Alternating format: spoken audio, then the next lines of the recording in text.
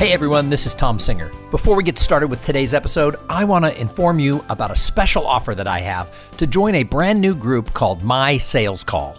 If you work for a small business or if you're a solopreneur, having some people to talk about ideas and best practices and to have a focus and accountability around sales is so important. It's so easy to get caught up in the busy work that we don't do what we need to do to drive the sales in our business.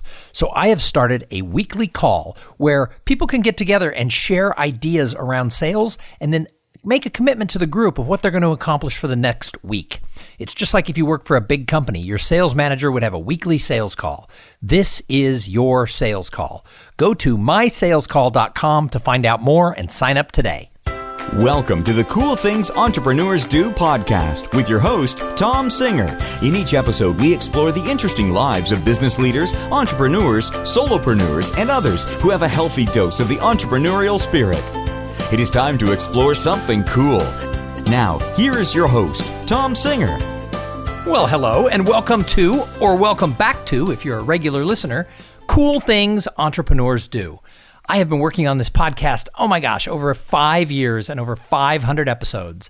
And the whole reason I do the show is because I know one thing is true, and that is success leaves clues. So anytime we can sit down and learn from people who are out there doing this crazy world of entrepreneurship, they can't help it. They're going to leave behind an idea, a nugget, a theory, some sort of a concept that we're going to be able to grab onto and take with us out into our own journey.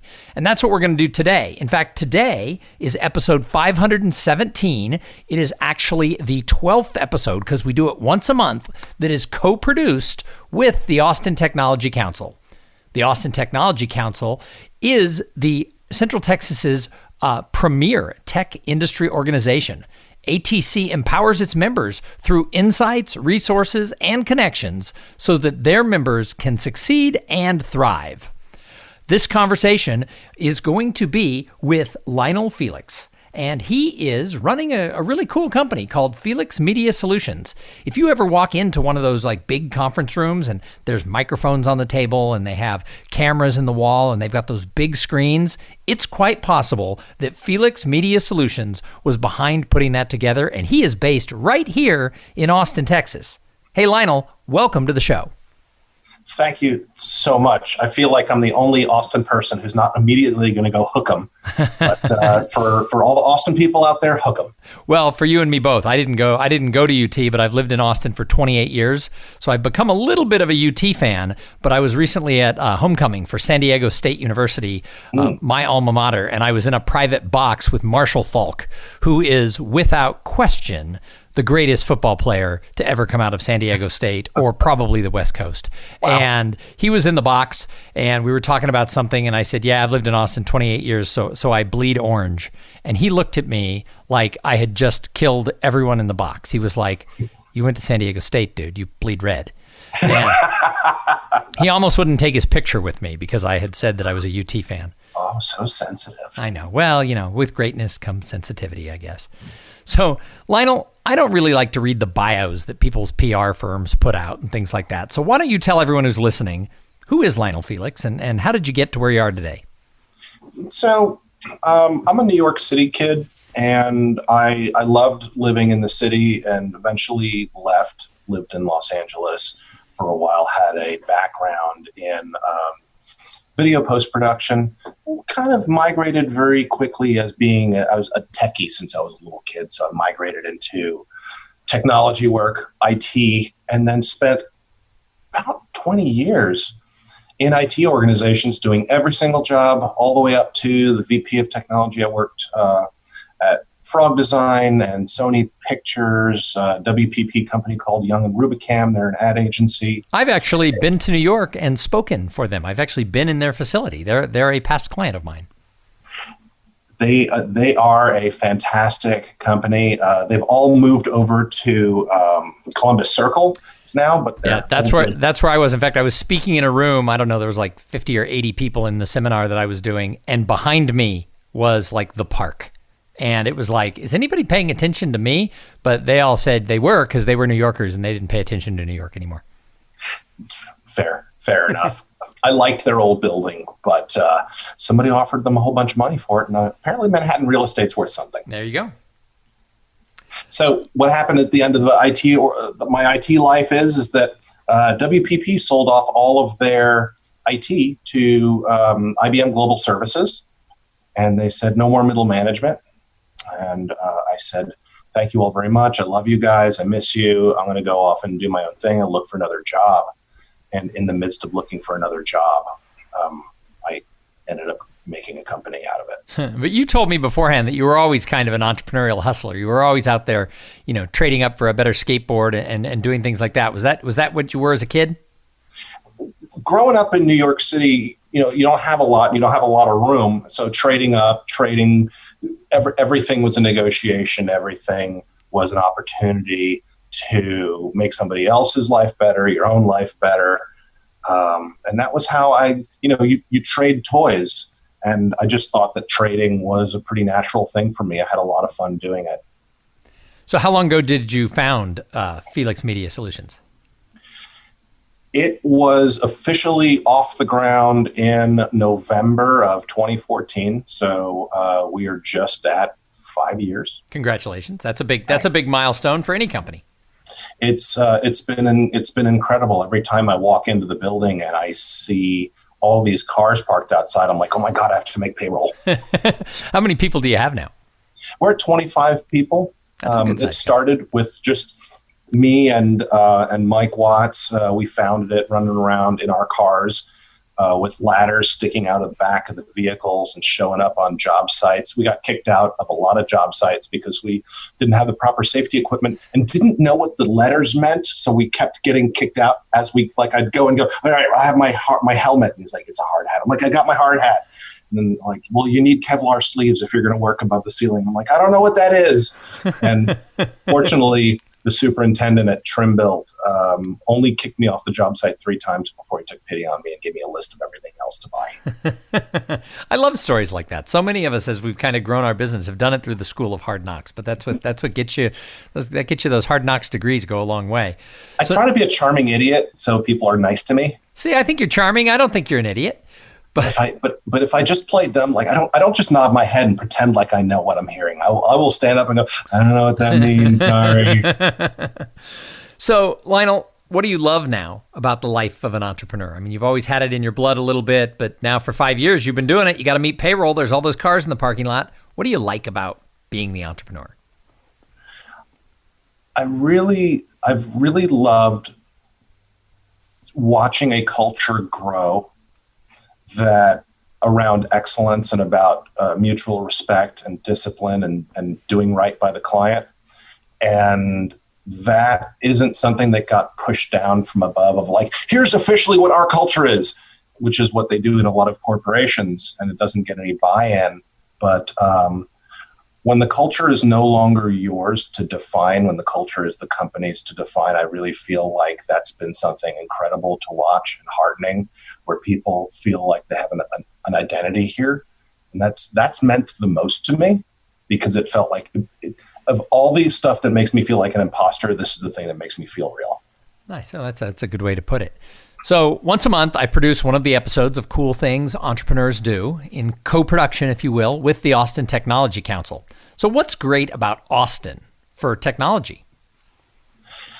There are a number of things that come together around. First is there's a quality of life that can be had here for a reasonable amount of money. I lived in Los Angeles for a long time. And as someone with a VP title at a movie studio, I still lived in a 1-bedroom apartment with a view of a dangling bloody hand in the parking lot behind my house. I'm like, there's got to be a better way. And people in LA are like, well, what are you going to do? Move to a flyover city? I'm like, I just might. And I loved Austin because I could have a home here and I could have a job, and there wasn't 24/7 traffic jams, which has been, well, they're coming. It's kind of terrible now, but when I moved here in 2003, it was still pretty good. And commercial real estate, and there's an investor community here, and you can talk to people directly, and it's a big small town, and I really like it. People want to do business here. And one of the things I like, I've lived here since 1991. I actually grew up in Southern California. I grew up in Los Angeles. So, I've always have a fondness for both Southern and Northern California. My wife's a fifth generation Northern Californian. There's a street in San Francisco named after her great uncle, and we like it. But when we really look at what we got by moving here in 1991, we got a community. We got the fact where the big guy would listen to the little guy, and everyone's kind of welcome everywhere. And like you said, you can talk to everyone. I think it's a little less than maybe it was 15 years ago, but you used to be able to go to like the Austin Tech Happy Hour, and at there you would have venture capitalists and receptionists and people with an idea and programmers. And it wasn't like anyone was judging anybody based on what their role was. Everybody knows in Austin that we're all part of that infrastructure. I was at a technology meetup, and I sat next to Bob Metcalf, and we argued about Apple's designs. And I felt like, we have a community here of people who want to exchange ideas, and it's not so hierarchical like it is on the coasts. And I love LA and I love New York. I'm not dinging them, but I really feel like this is more egalitarian, and I enjoy it. I fully agree. Hey, what advice do you have for somebody who listens to this show because they want to make that leap? They want to go start their own entrepreneurial venture, whatever that might be, whether it's a solopreneur like me who works for themselves or somebody growing something that's going to have 25 employees and then maybe even more. What advice do you have for them? Being laser focused on the thing that you feel like you can deliver and ship. And that's so important. We laser focus on Class A corporate real estate and conference rooms, and we absolutely own that space. There are people who do house of worship, and there are companies that try to do everything. Being too broad is it's very challenging, and it doesn't lead to success. I think that figuring out the one thing that you can really do that's wildly different. I think Favor did a great job of saying, we're going to make delivery of food seamless. We're just going to, and people are going to show up at your door, and they're going to drop the food off, and they're not going to chat with you. They're just going to leave, and the whole thing's going to happen just like that. And they just focus on this one thing. And that made it sticky, and they were able to not run around trying to do a bunch of different things. And I think that it's really easy to try to figure out what you can do perfectly. And I'd rather focus on what can you deliver, and deliver it with your style that is going to be the differentiating factor. I like that. That's a really good piece of advice. So what I do is I go into companies for team meetings. Very often, like a company of 25 to several hundred people, they'll have like their year kickoff. And what I talk about is this gap that exists between potential and performance, which is true for so many people. It's true for entrepreneurs. It's true for the people that you hire. How come, in your experience, why do you think some people are able to go farther across that gap between potential and performance, where other people who have a lot of potential just fall into the abyss? I grew up with a lot of people in New York City that were so smart, that went to Bronx Science and Stuyvesant, or went to amazing schools.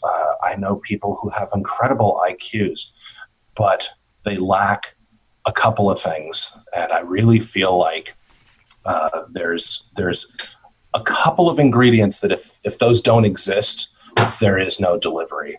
And that's boldness, just getting over it, and just doing it, getting out there and doing it. And resilience, hitting the ground. And you look at your blood in your hand, and it doesn't scare you, and you go, this is what it takes for me to get to the next place. Because if you don't see your blood on the ground, you're not working hard enough. There are other people who are willing to see it.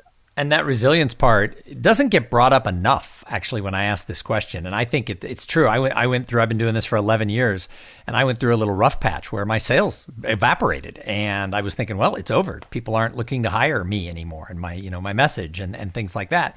And one of the things I kept doing was I kept tweaking things. I kept working. I kept putting myself out there.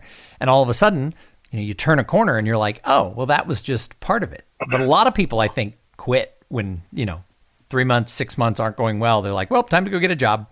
And so I'm glad I was resilient. And I think that that's a piece of advice I just don't hear enough. It's people, too many people are looking for the jackpot, and they don't, and they're not willing to go through the roughest of the rough patches. If you build a business and you sell it, and nowhere along the way, I doubt people who've sold their businesses successfully didn't at one point look into the abyss and go, this is the end. And then turn around and say, absolutely not. I'm not going to die here. This is not where this ends. That's right. It doesn't end today. That was my motto for a long time. So I've actually got a couple more questions for you. But first, please, I have to thank the sponsor of this episode. So this episode is brought to you by Podfly Productions.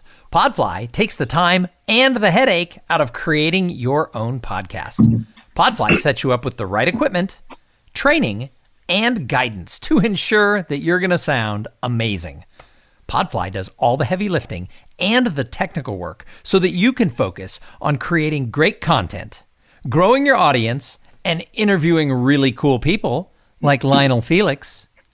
Hey, if you want to start a podcast, and I know that some of you do, jump over to podfly.net/coolthings and look at the offer that they have for the listeners of this show. So Lionel, I call the show Cool Things Entrepreneurs Do. What's the coolest thing you're doing in your business right now? There's a lot of fun stuff. I mean, when you come down to it, I'm 12 years old and I like blinky lights and noisy things. While we do a lot of office stuff, I love to do, we've done all the Bar 3 studios here in town. We do a lot of the restaurants and things for New Waterloo, and we love to do stuff that's interesting. So one of the coolest things that we did is that we built the largest indoor television in Austin in the lobby of Silicon Labs. It is 9 feet tall and 32 feet wide. It's another one of my clients. I've seen it. So that is so much fun. It was so cool to do. And the prices on those walls keep coming down. And now what we're doing is we're focusing on shopping a lot of those walls out to a number of our customers. Because at the end of the day, when you walk through your space as a corporate client, there has to be something cool about it and sticky and fun and engaging. And those big walls inspire awe. And we had one set up in our shop here, and we had a big day with people coming in and taking a look at stuff, and everyone turned into a child, and they were putting their face up to it. They were touching it. It's so enormous. And we were watching 4K lightning storms in surround sound, and people were standing there like getting vertigo because it was so big. It was beyond the limits of your eyes. It was so cool. And people love that. And I love delivering something. Wow. I could talk about Zoom video conferencing all day. I love Zoom. We sell the crap out of it. It's actually a really cool tool. We're using it right now. And that's fun, but I love the giant video walls. And the new see-through walls that we're pitching now are a lot of fun, where you look at a building from the outside and it's all glass, and then suddenly it's all lights, and It's a light show, and it's a big screen. Nice. And we are using Zoom right now. I find, I don't know how I could run my business without Zoom. I not only do all the podcasting through Zoom, and I host this show, and I also host a show called the Digital Enterprise Society podcast for an organization shockingly called the Digital Enterprise Society. And so we do all the interviews via Zoom. And I also have their premium package. So we're not using it right now, but I can record everything. It will transcribe everything. And we use that for the other podcasts because they pull out a lot of quotes and things. I'm too lazy with Cool Things Entrepreneurs Do to do that. So for a long time, I was recording everything, and it's like, why? I'm not pulling any clips. So, but Zoom is a great tool. But you're right. I mean, there's certainly a time and a place for the higher end stuff that you guys do. Absolutely. We do the mild to wild, and that's always been a lot of fun. We did the Bose sponsored house on Rainey Street over at Half Step, and there is no other bar on that street that has more. Bose showed up with 15 pallets of audio equipment and wanted us to stuff it into this 1,200 square foot house. Like, we're going to need to pull new power off the pole just to run this thing. Oh, that's funny. That's always fun. That's funny. Well, before we get into wrapping this up, on these episodes that are the Austin-focused episodes that are co-produced with ATC, I always like people to talk a little more about Austin, the Austin tech scene, and sort of advice you have for other people in Austin. I hang out while we are in construction, we are in technology, and we go to a lot of tech stuff. And one of our clients is Capital Factory, and we go and hang out and talk to these people all through the tech scene. And I think that one of the best things about the scene here, and the most important thing to do, is to go to as many events as possible, figure out what's relevant, where people are having cool conversations, and just have cool conversations. And keep doing that, because good things materialize from that networking. It's a lot of fun. I apologize. Hey, it's like live TV. We go with a little bit of a telephone ringing or whatever that was. It's all good. We could edit it, but why? So I think you're right. And I think that the networking scene in Austin is better than in most cities. I think that there are so many things. I was quoted in the Austin Business Journal one time a few years ago saying that in Austin, you can easily have a 3 name tag day. And what a 3 name tag day was, you could go to a networking function at breakfast, at lunch, at dinner, or happy hour. If you just look hard enough, somebody is having some sort of a gathering in Austin where you can slap on a name tag and meet cool people.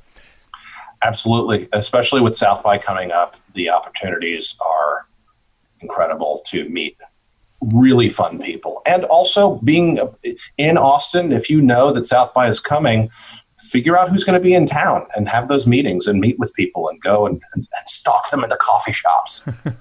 Well, I remember South by 20 years ago when I started going, and like one of the first years I went, I ended up on a party bus that was going to something, and I ended up sitting next to, the founder of Zappos. And, it was like, whoa, it's Tony Hsieh. Check it out. And we had a short conversation before we got to where we were going. But nowadays, it seems like at South by, there seems to be so many people that people like Tony Hsieh get whisked away to private parties a little bit more than just showing up with people like me. Yeah, fair enough. Hey, the last questions I ask everybody who comes on the show. The first one is, when you look out at the world of entrepreneurship, and you've been playing in the pool for a long time, who do you admire? Who do you say, wow, she or he, they're doing cool things? There are so many opportunities to put Elon Musk on a pedestal, and of course, he deserves one. And it's been said a lot on this show, and well deserved, because he is truly a bold person who looks out into the future. But and it's easy to do when you have millions in your pocket, but I walk to the grocery store and I see that Girl Scout in front of HEB with her table full of goods, and she's putting it all out there. She's got a goal, she's got a mission, and she is being brave and coming up against everything that society has told little girls that they should and shouldn't do. And she's out there being bold and being awesome, and has an amazing opportunity to learn entrepreneurship, learn the pitch, learn how to connect with people, learn how to deliver. And I think that's really neat to watch. I remember when my oldest daughter was a Girl Scout, we used to go sell her cookies when it was cookie time. We used to go stand at 24th and Guadalupe on Saturday and Sunday mornings, about 9:30, 10 o'clock, when hungover people would be heading to the library because they had a test coming up. And I remember, she liked that thing of business, that why do so many college students stop, and buy cookies at 9 in the morning? And so, we talked about that, you got to go where the demand is. And she would sell out of her boxes of cookies really fast right there on that corner. It reminds me that my fiance is also our CFO, who's been key in getting us to where we are. She was a Girl Scout to the magnitude that they didn't trust that she was actually selling as much as she said she was, because she was blowing everyone else out of the water. So while I did a lot to make this company successful, I also have a financial powerhouse ex-Girl Scout There you go. Yeah. Well, my both of mine are ex-Girl Scouts, but my oldest one has a business degree now from Carnegie Mellon. So she obviously got really into that the whole do well in business thing. So, and then her sister is now applying to college, and so I have a recent college graduate and a high school senior, and so my little countdown clock is I'm almost done. The parenting is almost over.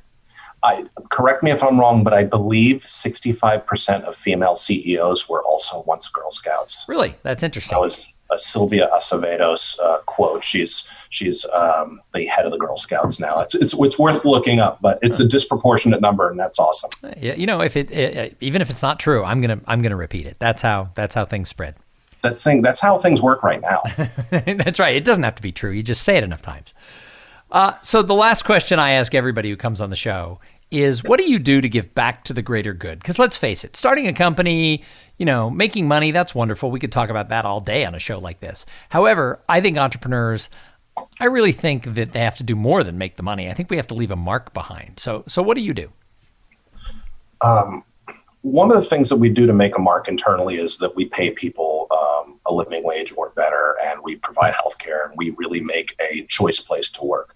But when we look outside of our organization, we wanted to work with an organization that had the same scale. Like if I gave $5,000 to UNICEF, they'd be like, fine, you're our 5,000th most big donor.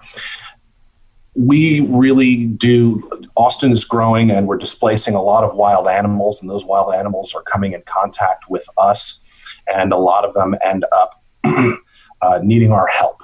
So Austin Wildlife Rescue rescues, rehabilitates, and releases wild animals all around Central Texas area, from raptors like hawks to skunks and raccoons and fawns and all of that. And they receive more than 7,500 animals a year that they rescue and rehabilitate. And we provide all of their technology. We help them get wireless internet. We did all of their networking. We did all of their AV so they can do teaching on site and remote learning. So, and then we also provide them with financial support, and it means a lot to us. We also support Austin Pets Alive as well. So we're very pet friendly around here. There's two giant dogs sitting here on the couch, and so, enjoy them. I think two good charities. I'm not actually familiar with Austin Wildlife Rescue, but I wrote that down because that second daughter, that high school senior, her major is going to be wildlife biology most likely, and that is her thing. So I'm going to have to ask her if she knows about Austin Wildlife Rescue, and she doesn't leave for 10 months. Maybe they found a new volunteer. Well, if she gets the opportunity to bottle feed a baby squirrel, I think you might end up with some baby squirrels in your house. You've never met my wife. There will not be baby squirrels in this house. That sounds great, Lionel, but that ain't gonna happen. But Kate would probably love to find out and figure out how to volunteer there, because she is very much that is her world. Environmental and wildlife biology are the two things she wants to study in college. Oh, that's wonderful. There's such a good program here. They have they set new standards for how to rehabilitate. Awesome. Well, thank you so much for coming on and being part of Cool Things Entrepreneurs Do. Any last words? No, it's wonderful to be on here and talk about it. I think that this is, I'm part of the Entrepreneurs Organization, EO, and it's a great place to talk about entrepreneur type things. And I do love talking about business and talking about giving back. So I really appreciate the time. It's been wonderful chatting with you. Well, I appreciate you sharing your story. You seem like one of the coolest guys in town, and I've never met you before. So we're going to have to go have a beer sometime. Absolutely. Awesome. Well, again, thank you for being on the show, and thank you to everybody who tuned in and listened. I say it every time. If it wasn't for the audience, why would we have the show? And thank you to my partner for this episode, the Austin Technology Council. This has been the 12th episode. I think we started in January with this, where we've co-produced these episodes with their members, and I think they've been some of the best episodes of the year. So if you're a regular listener of Cool Things Entrepreneurs Do, go back. It's the first Thursday of every month. You're going to find these special ATC episodes. Hey, we're going to be back in a couple of days with an interview with somebody just as cool as Lionel Felix. I know you're thinking, what? How will you ever find somebody that cool? But we'll do it. But in the meantime, go out there. Try new things. Put your ladder against the right wall. Start climbing. And while you're at it, have a great day. Thank you for being part of the Cool Things Entrepreneurs Do podcast. Without your participation and listening to these conversations, there is no show.